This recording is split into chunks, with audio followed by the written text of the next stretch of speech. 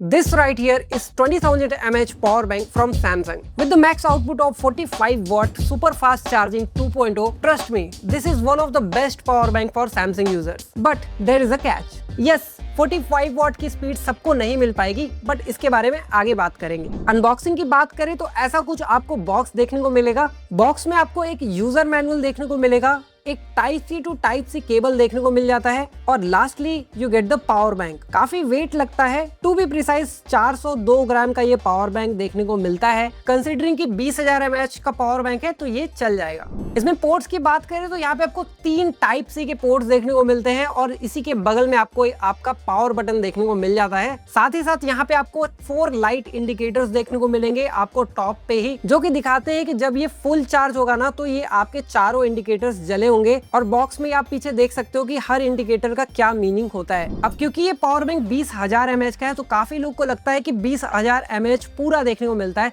But considering कि यहाँ पे आप बॉक्स के पीछे भी देखोगे ना तो यहाँ पे एक्चुअल जो कैपेसिटी लिखी हुई है ना वो 11,600 mAh लिखी हुई है और ये आपको नॉर्मल टिपिकल लिख के देखने को मिलता है। और यहीं पे आप नीचे देखोगे जस्ट तो आपको फास्ट टिपिकल करके देखने को मिलता है जो कि 6,800 mAh देखने को मिलता है। अब काफी लोग आप में से कंफ्यूज हो गए, इंक्लूडिंग मी, मैं भी कंफ्यूज हो रहा था कि इसका क्या मतलब है, फास्ट टिपिकल और नॉर्मल टिपिकल का क्या मतलब है। तो देखो मैंने पहले भी आपको बताया है कि जो 20,000 mAh के पावर बैंक होते हैं ना, इसकी फुल कैपेसिटी 20,000 नहीं हो पाती, बिकॉज इसमें आपको कुछ सर्किट वगैरह देखने को मिलते हैं। जब आप इसे चार्ज करोगे अपने फोन को तो हीट में भी कहीं ना कहीं एनर्जी देखो जाती है, तो उसकी वजह से थोड़ा सा कैपेसिटी लो हो जाता है। तो जब आप अपने डिवाइस को फास्ट चार्ज करोगे, सुपर फास्ट चार्जिंग 2.0 से चार्ज करोगे जिसमें आपको 45 वॉट की आउटपुट देखने को मिलेगी, वहां पे हीट ज्यादा क्रिएट होती है और उस हीट क्रिएशन की वजह से और वोल्टेज बूस्ट की वजह से भी कभी भी क्या होता है कि आपका पावर बैंक को उतने फास्ट आउटपुट देने के लिए वोल्टेज को बूस्ट करना पड़ता है। तो उस वोल्टेज बूस्ट की वजह से और हीट क्रिएशन की वजह से आपका जो पावर बैंक का ओवरऑल mAh जो कैपेसिटी होता है ना वो थोड़ा कम हो जाता है। इसलिए इसमें आपको सुपर फास्ट चार्जिंग 2.0 के लिए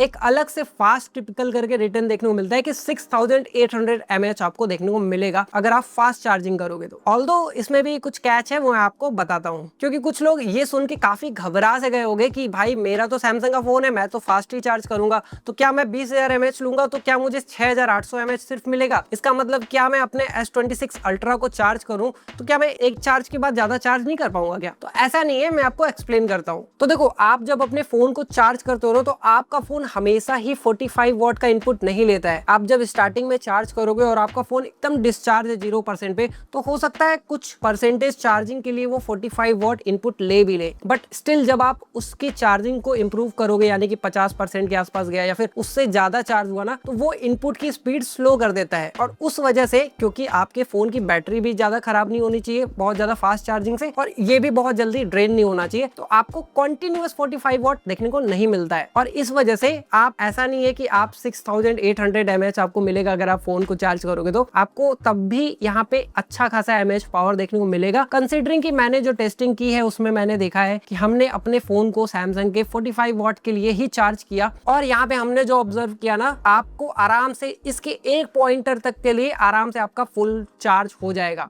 बट यस, फास्ट चार्जिंग में काफी जल्दी इसका बैटरी ड्रेन होता है। अब ये मैं क्यों बोल रहा हूँ, इसका रीजन ये है कि हमने इस पावर बैंक से अपने लैपटॉप्स को भी चार्ज करके देखा है जिसका आउटपुट कॉन्टिन्यूअस हमें 38, 33, 35, 40 ऐसा इनपुट देखने को मिला है और उस वजह से ये बहुत जल्दी ड्रेन हो गया। अब देखो स्पीड्स की बात कर लेते हैं, तो इनपुट आउटपुट स्पीड के बारे में बात करें तो यहाँ पे जो आपको ऑन पेपर देखने को मिलता है वो है मैक्स इनपुट। ये चार्ज होता है 25 वॉट से, यानी कि आपके पास अगर सैमसंग का एडाप्टर है 25 वॉट वाला तो आप उसे यूज करके इस पावर बैंक को 0 to 100 फुल चार्ज कर सकते हो। 3 hours and 24 minutes हमें देखने को मिले जब हमने इसे 0 to 100 चार्ज किया। एंड आउटपुट की बात करें तो यहाँ पे आपको कुछ वैल्यूज देखने को मिले, इस तरह से आउटपुट देखने को मिलता है। इवन आपको यहाँ पे PD सपोर्टेड है, PPS चार्जिंग सपोर्टेड है, तो यहाँ पे 45 वॉट की मैक्स आउटपुट इसमें आपको देखने को मिल जाती है। अब बहुत लोग बोलेंगे कि मेरा भी सैमसंग का फोन है, मेरे में अगर ये सपोर्ट नहीं किया तो क्या होगा? तो देखो मैंने लिस्ट डाउन कर दिया है जो फोन्स आप देख रहे हो यहाँ पे,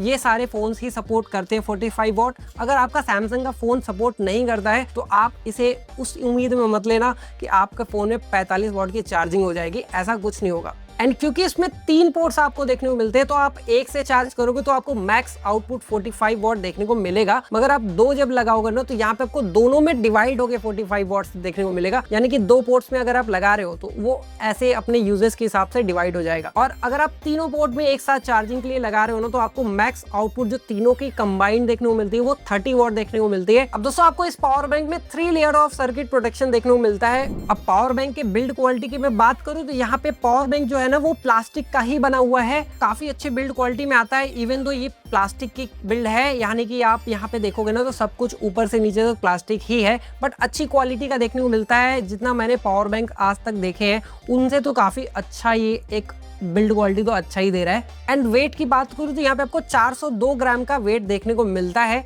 जो कि एक बिट ऑफ हैवी साइड है, बट कंसीडरिंग कि ये 20,000 mAh का पावर बैंक है तो आप इसे इग्नोर करो, क्योंकि 20,000 mAh आप ले रहे हो तो थोड़ा सा वेट तो भाई ऐड होगा ही होगा। तो ओवरऑल आपको सवाल उठ रहा होगा कि आपके पास सैमसंग का फोन है और आप इसे लेना चाहते हो, तो क्या ये लेना अच्छा है या फिर आप किसी और ब्रांड की तरफ चले जाओ। देखो ये कॉमन सा क्वेश्चन है और काफी वैलिड क्वेश्चन है। अगर आप सैमसंग का फोन रखते हो और आपका डिवाइस सपोर्टेड है इस पावर बैंक को लेके, यानी कि आप 45 वॉट का इनपुट ले सकते हो, आपका फोन चार्ज हो जाएगा, तो मैं बोलूंगा ये एक अच्छा ऑप्शन है। कंसिडरिंग कि अगर आपको फास्ट चार्जिंग वगैरह देखनी है, लेनी है और आप ऐसे सोच रहे हो कि आपका पावर बैंक जल्दी जल्दी चार्ज कर दे, तो बेशक आप इस पावर बैंक को ले सकते हो। काफी अच्छा ऑप्शन देखने को मिलता है, सैमसंग की तरफ से आता है, तो एक रिलायबिलिटी का भरोसा थोड़ा सा है कि सैमसंग चलो क्वालिटी वगैरह में तो अच्छा मेंटेन करके रखा ही होगा। तो मेरी तरफ से तो काफी रिकमेंडेड प्रोडक्ट है, आप जरूर से इसे जाइए परचेस करिए। आपको लिंक डिस्क्रिप्शन में देखने को मिल जाएगा, वहां से जाइए क्लिक करिए और परचेस करिए। और कोई अगर सजेशन हो तो आप जरूर से कमेंट सेक्शन में दे सकते हो कि अगर आप सोचते हो कि इस पावर बैंक की जगह कोई और पावर बैंक है जो इससे भी बेटर है और अच्छा वैल्यू फॉर मनी दे रहा है, स्पीड वगैरह काफी अच्छी दे रही है,